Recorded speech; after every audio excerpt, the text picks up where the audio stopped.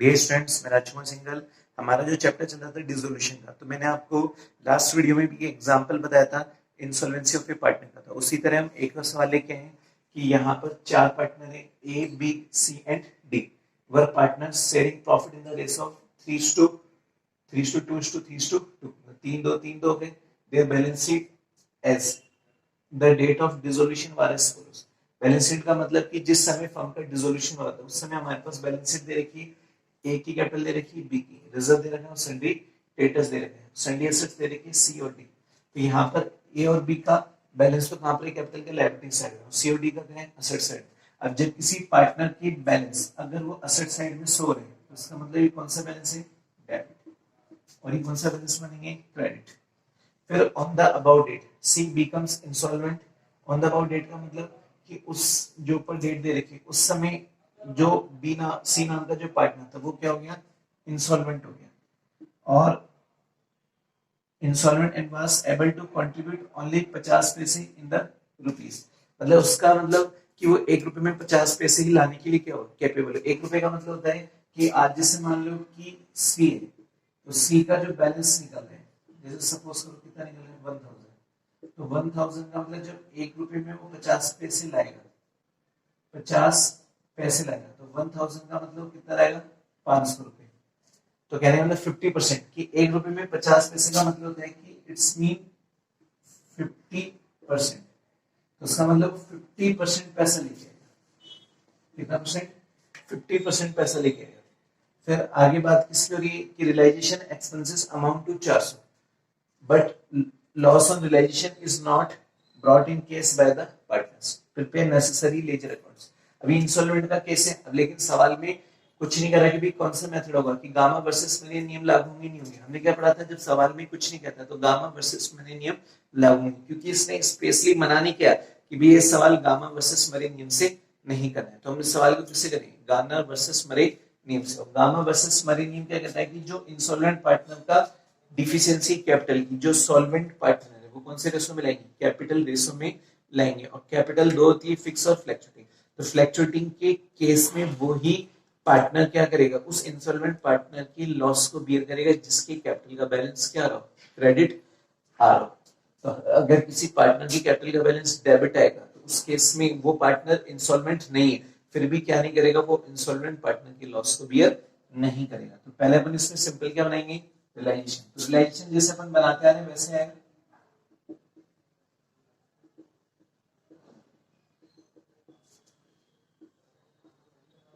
तो जैसे हम रियलाइजेशन अकाउंट बना रहे हैं तो सबसे पहले हम क्या लिख रहे हैं, यहाँ पे डी आर और यहाँ पे सी आर।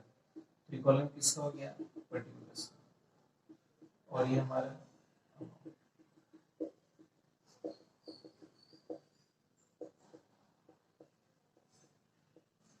अब देखो डेबिट में क्या दिखाएंगे और क्रेडिट में क्या दिखाएंगे। तो डेबिट की बात हो रही है तो हमारे पास जो सन्ड्री एसेट्स है तो सबसे पहले हम एसेट्स को क्लोज करेंगे तो क्या लिख देंगे, टू सन्ड्री एसेट्स कितने की 70,000। फिर बाय साइड में क्या लिख रहे हैं, बाय सन्ड्री क्रेडिटर्स। तो बाय साइड में क्या लिख देंगे, बाय सन्ड्री क्रेडिटर्स अकाउंट कितने से 6,000 से। तो सन्ड्री एसेट्स तो लिखा 17,000 से, सन्ड्री क्रेडिटर्स कितना लिख रहे हैं 6,000। तो ये कैपिटल जाएगी नहीं, रिजर्व जाएगा नहीं, तो जितनी एसेट्स थी वो डाल दी और जो लायबिलिटी जानी थी वो डाल दी। अब हम क्या करेंगे कि एसेट्स, तो यहाँ पे रिलाइज कितने हो रहे हैं एसेट्स से 12,500। तो बाय साइड में क्या लिख देंगे, बाय कैश अकाउंट और ब्रैकेट में लिख देंगे एसेट्स रियलाइज्ड कितना 12,500। अब देखो सवाल में क्रेडिटर्स के भुगतान के बारे में कुछ नहीं कह रहे। जब क्रेडिटर्स के बारे में कुछ नहीं कहता तो मतलब लायबिलिटी का हम पूरा पैसा चुकाएंगे। तो यहाँ पर हम क्या लिख देंगे, टू कैश अकाउंट और ब्रैकेट में क्या लिख देंगे, क्रेडिटर्स पेड। क्रेडिटर्स पेड कितना 6,000। फिर हम क्या लिखेंगे, टू कैश अकाउंट और कैश अकाउंट में हम क्या पे करेंगे, यहाँ पर 400 रुपए का। रिलेशन एक्सपेंसेस कितने गए 400। तो यहाँ पर क्या लिख देंगे, एक्सपेंसेस कितने 400 और कुछ है नहीं। अब इसमें ऐसी कोई लायबिलिटी नहीं है और ऐसी कोई एसेट्स नहीं है जो कि नीचे इन्फॉर्मेशन हो। तो उसका मतलब सब चीजें होंगी, एसेट्स डाल दी, लायबिलिटी डाल दी, एसेट्स को भेज दिया, लायबिलिटी का पेमेंट कर दिया, रिलेशन एक्सपेंसेस का पेमेंट कर दिया। अब देखो इसमें डेबिट का टोटल ज्यादा है, कितना आ रहा है 23, तो ये आ गया 23,400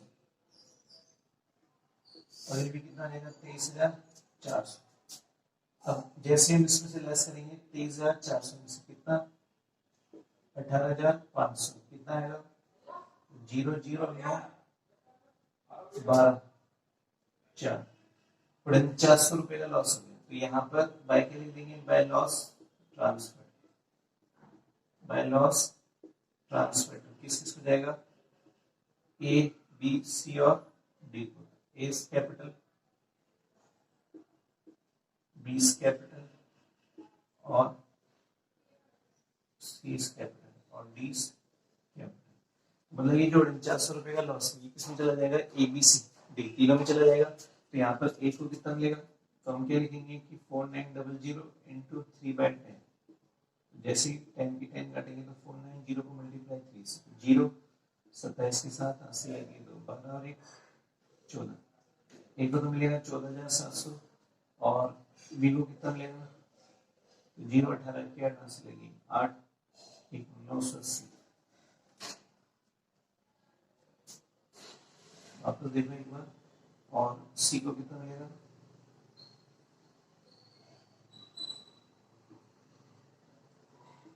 14,070। तो इसका मतलब ए को मिल रहा है 14,070 डी को मिल रहा था कितना कि ये जो अपना था 490 तो 490 को मल्टीप्लाई 2 से करें तो 18 की 8 से लगी 8 1 9 तो 980।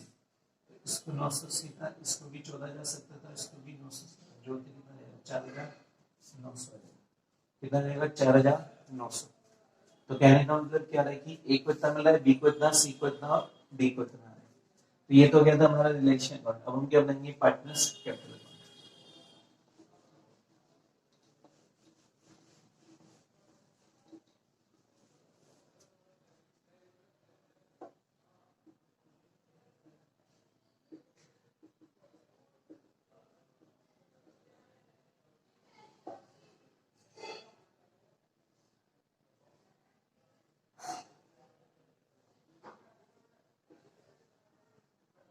तो यहाँ पर हम किसकी बात करें पर्टिकुलर्स ए बी सी और ई।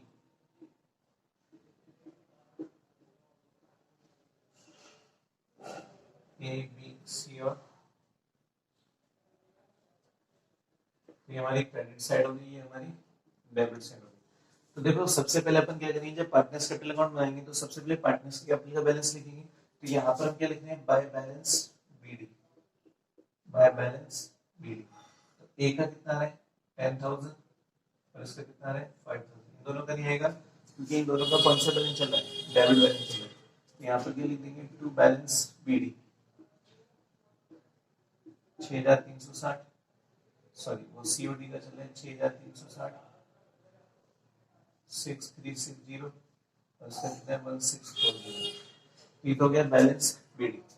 फिर बात किसकी हो रही है यहाँ पर हम बात किसकी कर रहे हैं कि जो भी पार्टनर से रिलेटेड है पार्टनर ने ना तो कोई एसेट्स लिए ना कोई लायबिलिटी का पेमेंट किया लेकिन रियलाइजेशन के लॉस को बियर करें तो यहाँ पे टू क्या जाएगा टू रियलाइजेशन अकाउंट और ब्रैकेट में लिख देंगे लॉस। तो इस वाले पार्टनर का था 1490 1470 इसका था 980 इसका था 1470 इसका 980। फिर बैलेंस शीट में क्या दे रखी है रिजर्व। अभी रिजर्व किससे रिलेटेड है पार्टनर से। जब पार्टनर से है तो प्रॉफिट है ये बाय साइड में चला जाएगा बाय रिजर्व अकाउंट। अब इसको कौन से रेशो बांटने हैं 3:2 तो 3 में बांटने हैं तो 4,000 था तो जैसे हम 4,000 में 3 डिवाइड बाय 10 करेंगे एक जीरो कम होगा तो इसका मतलब 1200 800 1200 800 ये हो गया। अब देखो इसमें जो ए नाम का पार्टनर जो सी नाम का पार्टनर तो इंसॉल्वेंट हो गया। तो आज की तारीख में अगर हम सी का देखेंगे तो सी का डेबिट बैलेंस कितना चल रहा है। अगर जैसे मान लो वर्किंग नोट बनाते हैं तो यहाँ पर डीआर आइटम्स कितने डीआर आइटम्स ऑफ सी 6360 तो 6360 प्लस 1470 जोड़ो। जैसे अपन इसको जोड़ते हैं तो कितना आता है जीरो, 13 की 3, 80 लगी 1, 7 और 1 8, 6 7, कहता है 7,830। कितना आ रहा है? 7,830, क्योंकि 6 और 7 कितने से 13, 7 और 1 8, 7 और 1 8, और ये 7 और 1। अब इसमें से क्या करेंगे? क्रेडिट आइटम्स, तो क्रेडिट आइटम्स ऑफ सी कितना आ रहा है? 1200। लेस कर दो 0 3 6 और 6, 6,630। ये डी हो गया। सी का क्या हो गया? ये एक तरीके से डेबिट बैलेंस है। सी से हमें लेना कितना है? सी से लेना है 6,630, लेकिन यहाँ पर सी क्या हो गया था? इंस्टॉलमेंट हो गया था। अब जब सी इंस्टॉलमेंट हो गया तो ओनली सी से क्या हो रहा है? रुपीज में 50 पैसे। तो इसका मतलब लेस क्या कर देंगे कि अमाउंट रियलाइज्ड फ्रॉम सी कितना परसेंट? 50% ऑफ 6,630। इसका 50% कितना आ जाएगा? तो यहाँ पे 6630 पे भाग किसका लगा दें? 5, 1 50% करना है। 6630 में आधा कर दो, 2 का बता दो 3, 6 का 3, 3 है ना, एक बार ये कितना जाएगा? 3,315। यहाँ पे कितना जाएगा? 3,315। अब ये 3,315 रियलाइज हो रहे हैं, तो इसका मतलब यहाँ पर मान के चलेंगे deficiency, deficiency of seize capital 3,315। क्यों? क्योंकि यहाँ पे देखो जो सी नाम का पार्टनर था उसका डेबिट बैलेंस कितना हो रहा है? 7,830। डेबिट में आइटम आ रहा है 7,830 और क्रेडिट में आइटम कितना है? 1,200 है। तो इसका मतलब 6,630 रुपए टोटल डेबिट बैलेंस हो गया। डेबिट का टोटल ज्यादा है, लेकिन उससे जो पैसा रियलाइज हो रहा है वो 50% रियलाइज हो रहा है, क्योंकि रुपीज में कितना जा रहा है? 50 पैसे। तो यहाँ पे 50% ऑफ 6630 का जो 50% कितना हो गया? 3,315। तो यहाँ पर हम क्या लिखेंगे? Deficiency of seize capital. तो सीज कैपिटल की जो डिफिशिएंसी कितनी आएगी? 33,155 आएगी, 3315। अब 3315 को कौन बियर करेगा? ए, बी और डी करेंगे। जो कौन से नियम में करेंगे? Gamma versus Murray rule. अब देखो यहां पर क्या कर रहे हैं कि जो वर्किंग नोट है उसमें हम क्या लिखेंगे? वर्किंग नोट में लिखेंगे कि in the absence of information, तो assume that Garner versus Murray rule is applied। तो हमने लिखा in the absence of information assume that, कि इंफॉर्मेशन के अभाव में हम ये एज्यूम करें कि गामा वर्सेस मरे रूल क्या होंगे? अप्लाई होंगे। जब गामा वर्सेस मरे रूल क्या होंगे? अप्लाई होंगे। तो उस केस में कौन से रूल अप्लाई होंगे? तो अब हमें क्या करना है कि इसमें हमें कैपिटल रेशो की गणना करनी है। तो कैपिटल रेशो, कैपिटल कौन सी लेंगे? डिसोल्यूशन से पहले की लेंगे। तो डिसोल्यूशन से पहले बैलेंस शीट में क्या दे रखे हैं कि यहाँ पर capital A, B, C and D. तो ए की कितनी? 10,000 और बी की कितनी? 5,000। फिर सी की तो आएगी नहीं क्योंकि सी तो इंस्टॉलमेंट है, तो यहाँ पे किसकी लिखेंगे? डी। डी की कितनी आ रही? 1,640। लेकिन कौन सा बैलेंस है? पीआर। तो इन दोनों का कौन सा है? क्रेडिट। और इसका कौन सा है? क्रेडिट। ऐड क्या कर देंगे? रिजर्व। तो यहाँ पर ऐड क्या करेंगे? रिजर्व। अब रिजर्व क्यों ऐड करेंगे? हमने ये पढ़ा था कि जब पार्टनर इंसॉल्वेंट हो रहा है तो उस केस में जब हम कैपिटल रेशो की गणना करते हैं तो कैपिटल का मतलब डिसोल्यूशन से पहले की जो प्रोसेस है, कि आज हम रिलेशन अकाउंट बनाने से पहले की जो प्रोसेस है, तो बैलेंस शीट में जो कैपिटल ले रखी है वो लेंगे, और अगर पार्टनर से रिलेटेड कोई भी अनडिस्ट्रीब्यूटेड प्रॉफिट होगा या लॉस होगा तो प्लस या माइनस करेंगे। तो रिजर्व अनडिस्ट्रीब्यूटेड प्रॉफिट आ गया कि हमने पैसा रिजर्व करके चलना था कितना? 4,000 रुपए। अब ये रिजर्व इन तीनों को जो मिलेगा वो लिखेंगे। तो यहाँ पर हमने रिजल्ट देखा कि ए को तो कितना मिला था? 1,200, बी को मिला था 800 और डी को कितना मिला था? 800। तो जोड़ो, ये तो 11,200 आ गया और ये 5,800 आ गया, और ये इसके लिए क्या हो जाएगा? माइनस, क्योंकि रिजर्व को हम क्या करेंगे? क्रेडिट। तो 16 तो 40 में 800 गया तो 0 4 840 आ गया। तो इसका कौन सा बैलेंस आ रहा है? डेबिट, और इन दोनों का कौन सा है क्रेडिट, इसका भी क्रेडिट है और इसका भी क्रेडिट है। तो कहने का मतलब हमने क्या पढ़ा था कि कैपिटल रेशियो की गणना करते समय अगर गलती से किसी पार्टनर का डेबिट बैलेंस आ जाए तो वो पार्टनर कभी भी क्या नहीं करेगा, उस इंसॉल्वेंट पार्टनर की डिफिशियंसी को बियर नहीं करेगा, क्योंकि ऑलरेडी डेबिटेड है, मतलब पहले से उसका बैलेंस डेबिट चल रहा है, तो अगर हम उसको और लॉस दे देंगे तो वो और लॉस में चला जाएगा, इसलिए हम क्या नहीं करेंगे, डी वाली सिचुएशन को राइज नहीं करेंगे, मतलब डी क्या नहीं करेगा, इंसॉल्वेंसी की लॉस को बियर नहीं करेगा, फिर कौन करेंगे, ए और बी। तो हम क्या लिखेंगे,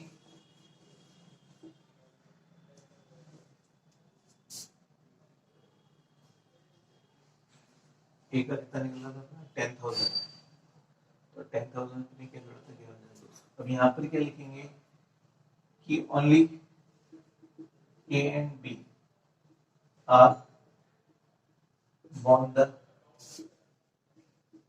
deficiency of C because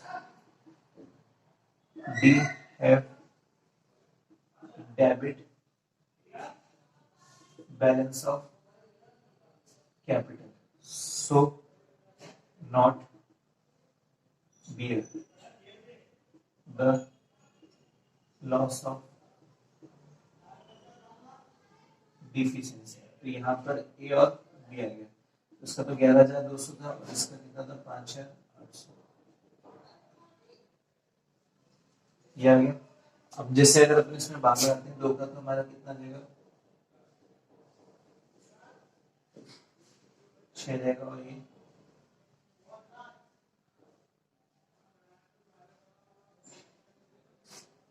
तो 56 और कितना हो गया 29। तो अब इस रेशो में हम क्या करेंगे, जो हमारी डिफिशियंसी आ रही है उसको बियर से बात कर रहे थे, यहाँ पर ए और बी जो बियर करेंगे वो कौन से रेशो में बियर करेंगे 56:29 में। तो ये हमारा कौन सा रेशो आ गया, कैपिटल रेशो। तो कैपिटल रेशो आ गया तो ए बियर करेगा, ए विल बी बॉर्न बाय, तो 3315 डिफिशियंसी थी, उसको 56/85, 2184। फिर हम किसकी बात करेंगे, बी, तो B will be borne, B will be borne by 3315 multiply 29/85, कितना हो जाएगा 1131। तो कहने का मतलब ए इतना बियर करेगा और बी इतना बियर करेगा।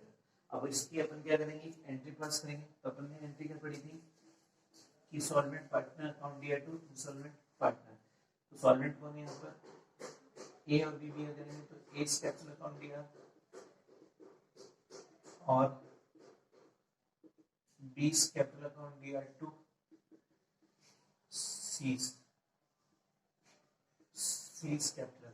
तो यहाँ पर ए कितनी बियर करेगा, तो यहाँ पर ए कितनी कर रहा है, बी कितनी कर रहा है और सी कितनी कर रहा है। तो यहाँ पर हम बात करेंगे ए की, ए कराते हैं यहाँ पे 2184, ये 1131 और लास्ट में 3315, तो ये हो गया।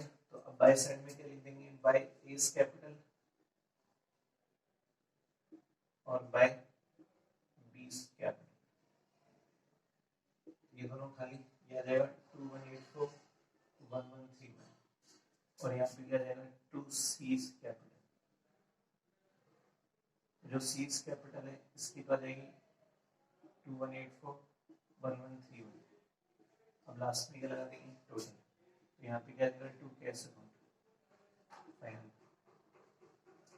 इसका टोटल कितना है 11,200 और इसका टोटल कितना है 5800, और यहाँ पे क्या जाएगा बाय कैश अकाउंट, और इसका जो टोटल आएगा वो कितना आएगा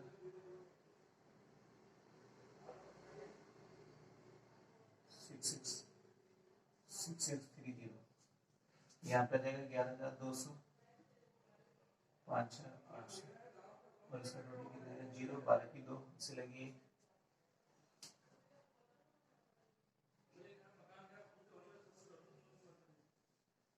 15 16 2,620 हो जाएगा।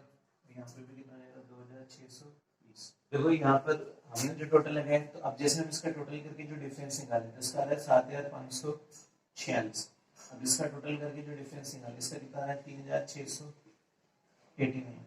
अब बाय कैश का मतलब यहाँ पे डी पैसा लेके आएगा, डी कितना पैसा लेके आएगा 1820 रुपये। तो यहाँ पर डी इंस्टॉलमेंट तो नहीं, लेकिन डी का कौन सा बैलेंस चल रहा था डेबिट, तो इसलिए डी नाम का जो पार्टनर है पार्टनरशिप में क्या लाएगा पैसा लाएगा। अब लास्ट अकाउंट कौन सा बनाएंगे कैश अकाउंट, तो यहाँ पर हम क्या बना रहे हैं कैश अकाउंट।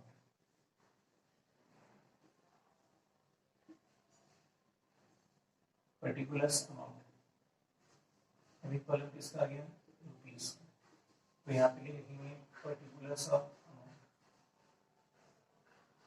क्रेडिट साइड और ये डेबिट साइड। तो अब बात कर रहे थे किसकी कैश अकाउंट की, तो जब हम कैश अकाउंट की बात कर रहे हैं तो हमने क्या लिखा है पर्टिकुलर्स अमाउंट और पर्टिकुलर्स अमाउंट। तो कैश में सबसे पहले देखो कैश का कोई बैलेंस है क्या, बैलेंस शीट में नहीं है, तो अब इसमें टू साइड में क्या लिखेंगे जो असेट से पैसा है, टू रियलाइजेशन अकाउंट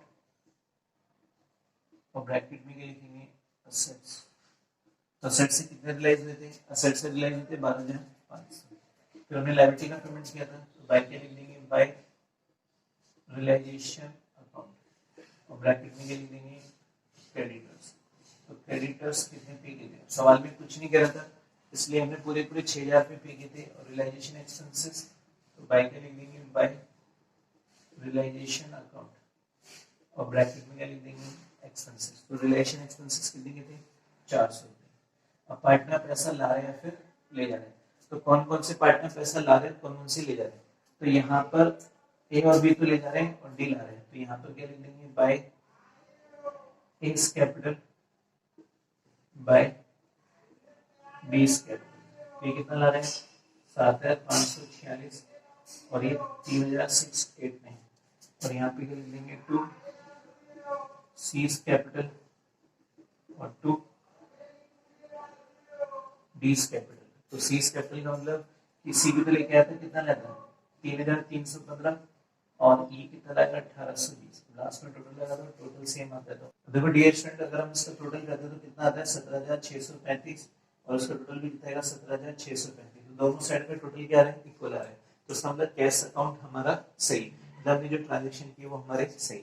बस इसमें ये ध्यान रखना था कि यहाँ पे जो डी नाम का पार्टनर है उसका डेबिट बैलेंस चल रहा है लेकिन वो इंस्टॉलमेंट नहीं हुआ। तो हमारा गामा वर्सेस मरीनियम क्या कहता है कि अगर किसी पार्टनर का डेबिट बैलेंस आ रहा है कैपिटल रेशियो की गणना करते समय, तो वो पार्टनर कभी भी इंस्टॉलमेंट पार्टनर की लॉस को बियर नहीं करेगा। ठीक है।